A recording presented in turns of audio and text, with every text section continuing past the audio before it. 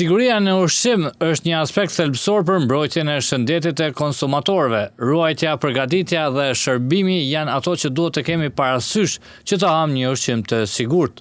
Teknologja e ushqimit Poema Rugova tregon më shumë për shkencën e sigurisë ushqimore. Siguria e ushqimit është një temë tepër e gjerë, e cila fillon me prodhimin së pari e pastaj vazhdon të gjitha hollkat e ushqimit, të cilat janë prodhimi, përpunimi edhe në fund deri te konsumimi apo te klienti i fundit.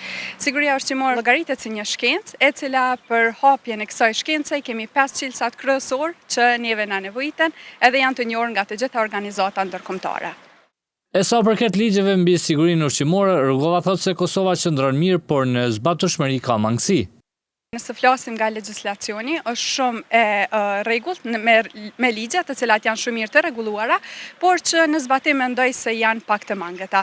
Për këtë arsye edhe trajnimi jon i cili ofrohet ka më jap shumë vend për jo vetëm njohjen e ligjit, por edhe zbatimin e ligjit edhe për përmbushjen e të gjitha kërkesave dhe pëlqimeve të qytetarëve apo të konsumatorit të fundit. E deri te arritja te konsumatori, Rugova tregon masat që merren për të qenë ushqimi i sigurt. Ka njoftime, gjithashtu ka dhe kontrollime gjatë gjithë kohës me inspektor të ndryshëm.